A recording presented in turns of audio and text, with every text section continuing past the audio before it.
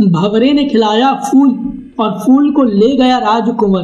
खेती की किसी और ने और जोत गया कोई और। ये वो कहावतें हैं जो आज के वक्त में विपक्षी दलों के लिए बिल्कुल सही साबित होती दिख रही हैं, जिसकी तह में है यूजीसी के नए प्रावधान।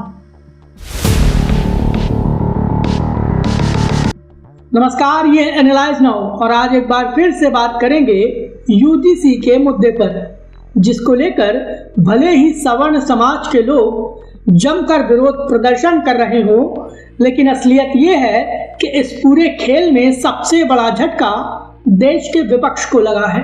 प्रधानमंत्री नरेंद्र मोदी की सरकार के एक कदम ने समाजवादी पार्टी के मुखिया अखिलेश यादव से लेकर कांग्रेस नेता राहुल गांधी की राजनीति को तगड़ा झटका दिया है।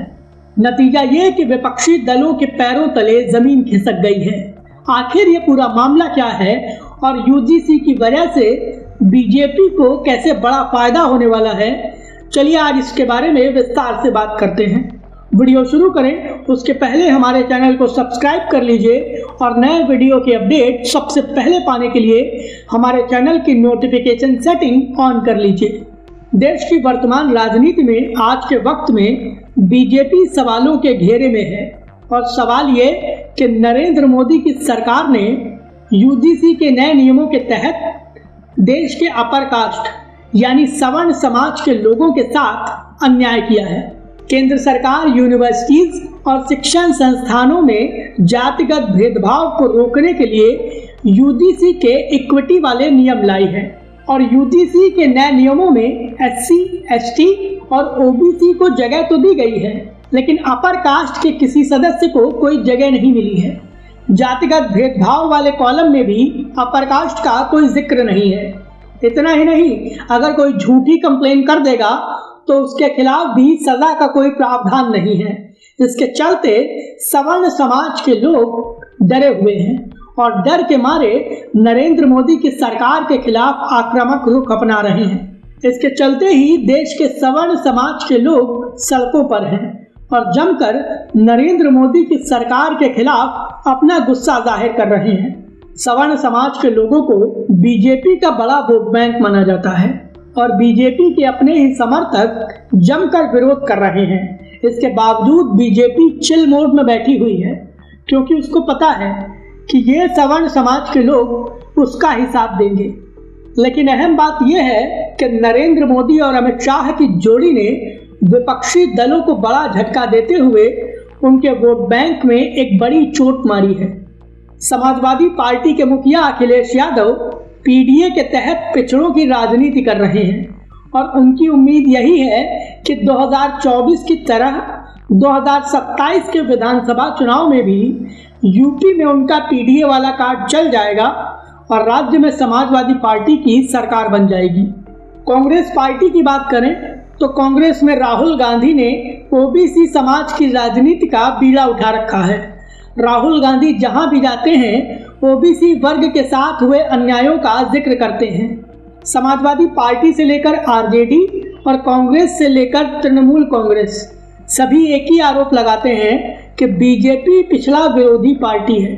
लेकिन यूजीसी के नए नियमों के जरिए बीजेपी ने ये बात खुलकर बता दी है कि वो अपने अगले वोट बैंक की तरह ही पिछड़े वोट बैंक को भी बेहद महत्व देती है और समाज में उन्हें भी आगे बढ़ाने के लिए समान तरीके से योजनाएं बनाती है और उसका क्रियान्वयन करती है।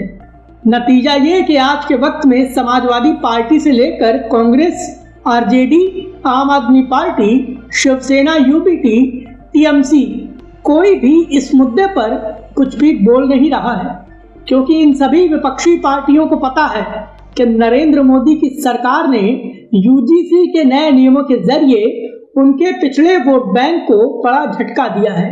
बीजेपी को ये बात अच्छे से पता है कि यूजीसी के नए नियमों की वजह से उसकी पिछड़ा हितैषी होने की छवि मजबूत हुई है। और बात रही पार्टी के सवर्ण वोट बैंक की, तो ये बात हम लोग अच्छे से जानते हैं कि बीजेपी अपने नाराज सवर्ण वोटरों को आसानी से मना लेगी। इतना ही नहीं, यूजीसी के नए कानून में काफी झोल है और इसीलिए ये मामला सुप्रीम कोर्ट में गया है। सुप्रीम कोर्ट ने इस कानून पर स्टे लगा दिया है और सरकार से इस कानून को लेकर जवाब मांगा है।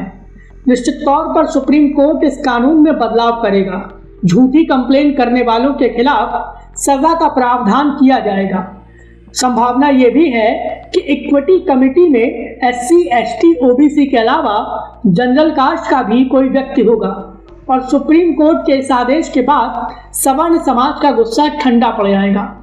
लेकिन सवर्ण समाज के लोगों को एक बात जरूर याद रहेगी। उन्हें याद रहेगा कि जब वो लोग UGC के नए नियमों के खिलाफ सड़क पर उतरकर नरेंद्र मोदी की सरकार के खिलाफ विरोध प्रदर्शन कर रहे थे, तो उस दौरान किसी भी विपक्षी दल ने उनका साथ नहीं दिया था और जो लोग इस विरोध प्रदर्शन में उनके साथ खड़े थे वो वही लोग थे जो कहीं ना कहीं BJP या RSS से जुड़े हुए थे। नतीजा ये होगा कि विपक्षी दलों का अगला वोट बैंक और ज्यादा कमजोर हो जाएगा। इतना ही नहीं, UGC के नए नियमों के जरिए अखिलेश यादव से लेकर राहुल गांधी और तेजस्वी यादव की जातीय राजनीति को झटका लगेगा और विपक्षी दल एक बार फिर से चारों खाने चित हो जाएंगे। बीजेपी की इस संभावित प्लानिंग को लेकर आपकी क्या राय है, प्लीज हमें हमारे कमेंट बॉक्स में जरूर बताएं।